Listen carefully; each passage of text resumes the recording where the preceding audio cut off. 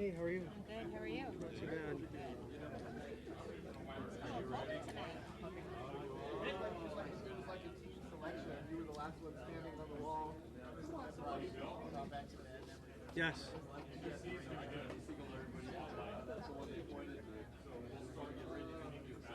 I'm,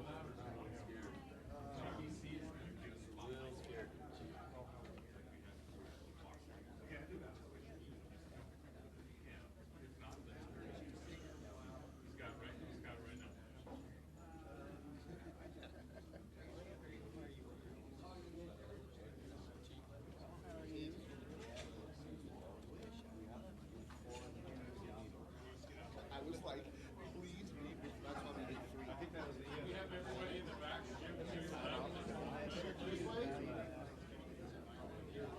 Oh, when he said to the left of the Gatlin. Your left or ours? My right. I'm gonna get blocked anyway by Murphy. Please, sir, Chief. I'm gonna stand in Murphy's shadow.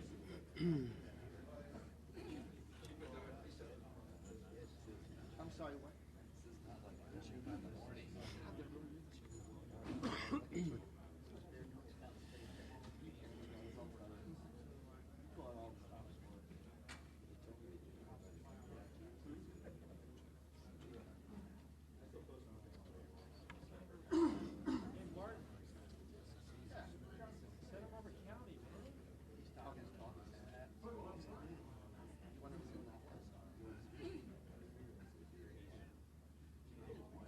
Everybody ready?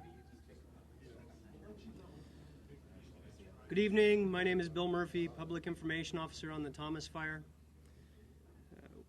A little after 6 o'clock tonight, we'll enter day 12 of the Thomas Fire. To date, it has burned over 256,000 acres, containment's at 35%.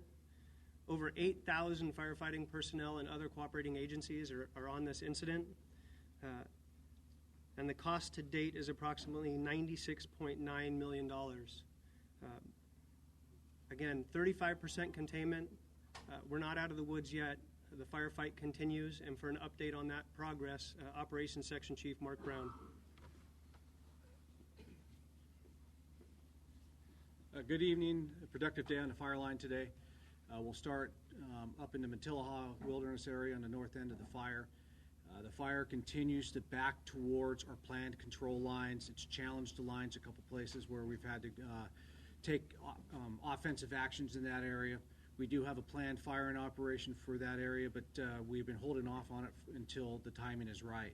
As we move around to the east and clockwise around the fire, and we roll down into the Fillmore area, as we thought, the fire did jump the Sespe Creek. However, we had resources right there. We've contained that slop over the creek, and now we have resources right on the fire's edge along the Sespe Creek. So our comfort level through that area above Fillmore is much higher. We also have indirect line constructed on the ridges above the Sespe Creek should our current strategy prove to be unsuccessful. And the 126 corridor continues to be very strong. For the next 36 hours, we're very concerned about the Santa Barbara zone. A lot can happen during those next 36 hours, and we do have predicted sundowner winds, so we are being very proactive about that. We've continued with our direct attack. We have fire crews working directly on the fire line now to extinguish as much as the hot spots as we can prior to the arrival of the winds. We have been working those areas with retardant dropping helicopters. We have also been improving the lines that we have that are constructed indirectly with retardant, both from helicopters and from water tenders. To stress the importance of what is going on with these winds for our resources that are on the line, we're holding a mid-shift briefing with the resources so that they understand what types of winds that are coming and so that they understand what type of tactics that we want them to take should the winds come. The retardant has also been dropped indirectly so that as the fire progresses through the area, the retardant's not going to put it out under those conditions. However, it will slow the fire spread down and give us more of a chance to take action on that fire. We're posting lookouts along the ridge line that will be able to monitor the wind and give all our personnel adequate warning that the wind is coming. We also have remote automated weather stations that will help us with that information. We have 315 fire engines assigned to that area, 38 fire crews. We have another 60 fire engines at a staging area ready to go, another 20 engines from the Ventura zone that are ready to move from the Ventura zone into the Santa Barbara zone. That's a total of 400 fire engines prepared for this wind event tonight, and we have an additional 100 fire engines prepared in a surge capacity. So we're doing anything and everything we can to make sure that the community is safe. Thank you.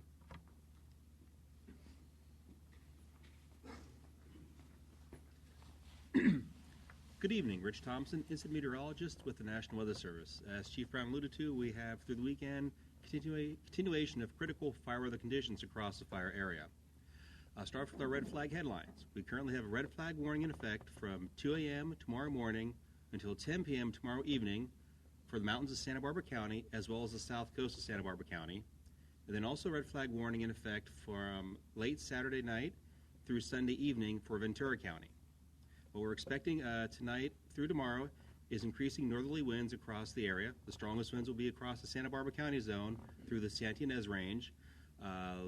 Early tomorrow morning through tomorrow afternoon, we can expect wind gusts anywhere between 30 and 40 miles per hour at the ridgetop level. And those winds will work their way down through the canyons and passes, and probably lower elevations you'll see along the south coast of Santa Barbara, gusts around maybe 25 miles per hour in the windier canyons. Across Ventura County, those north winds will mostly be focused across the higher ridges, north probably around on the order of 25 miles per hour. So during the day on Saturday, those north winds will gradually decrease and start shifting to the northeast. So by Saturday night into Sunday, we switch around to the northeasterly direction and get a moderate Santa Ana developing across the area. So in that case, the strongest winds will be across Ventura County. You're looking probably during the day on Sunday, wind gusts anywhere between 35 and 50 miles per hour across Ventura County, with lesser wind speeds across Santa Barbara County. But again, with these winds through Sunday, still have very low relative humidities, single digits in the teens, with very poor overnight recoveries, giving us those widespread and long duration critical fire weather conditions.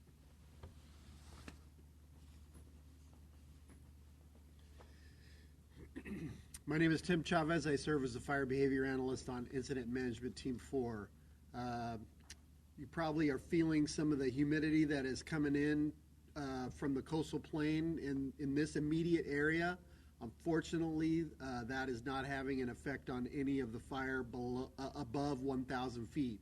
Below 1,000 feet, we are seeing some benefit, some increasing fuel moistures that'll maybe help us later on through the week, but right now, most of the fire activity is in the higher elevations, above 3,000 in the North Fork of the Matilaha, in the upper Sespe, and those areas the fire is still very active, still very high intensity runs going on with large flame lengths and spotting.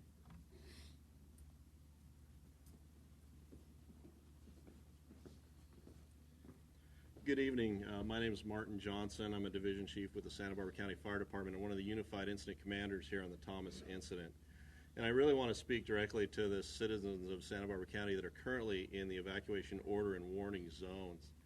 We've all heard the weather reports, and given those predicted winds that are coming tonight and tomorrow, if you are in an evacuation order area, I am asking you to please heed that order.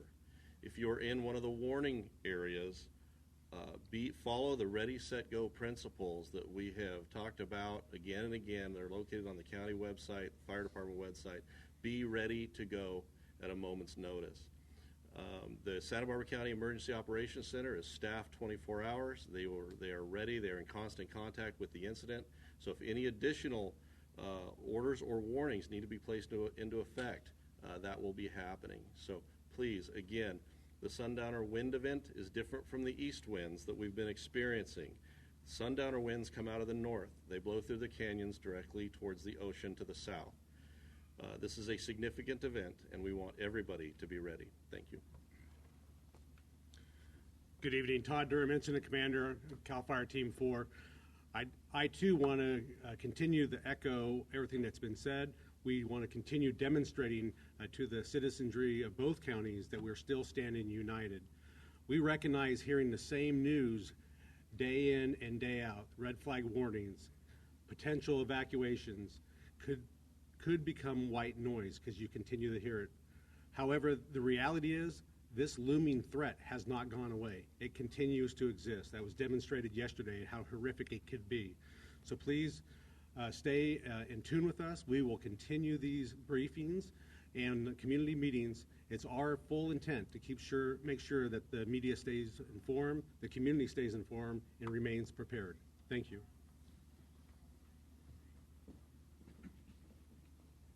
We'll now take any questions that you have.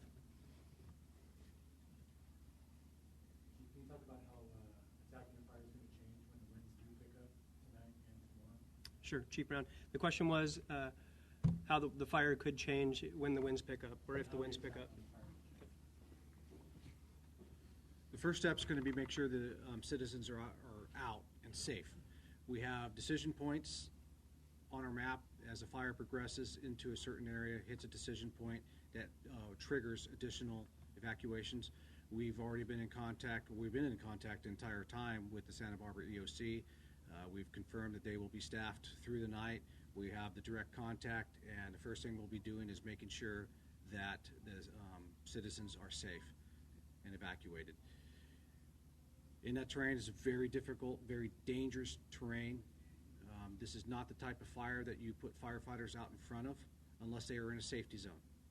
So the firefighters will be in safety zones.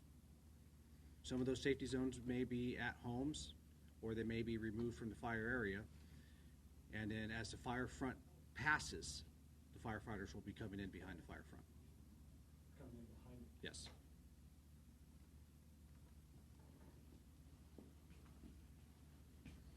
Any additional questions? Can you talk about the flare-ups in the Fillmore area?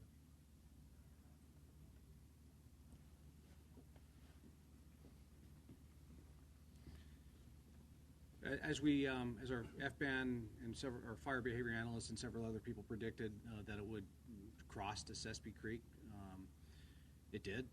However, we had resources right there on the ground, both air and ground resources, and so we were able to contain those resources.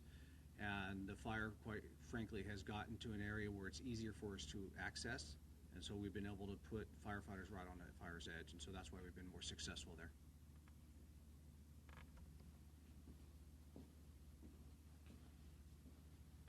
Any updated numbers on structures, destroyed or damaged? Sure. I can give you the city of Ventura. Total structures damaged, 148. Total destroyed, 530. In the unincorporated area of Ventura County, total damaged, 84. Total destroyed, 454.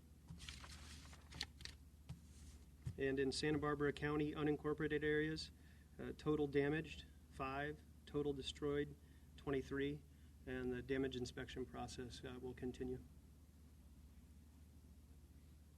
Any additional questions? Thank you again for watching tonight.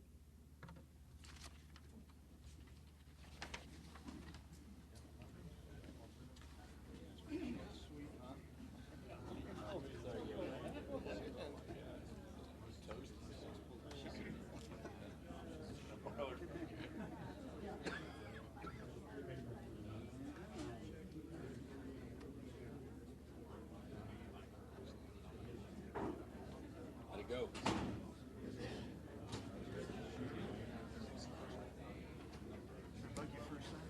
Sure. I'm getting some questions.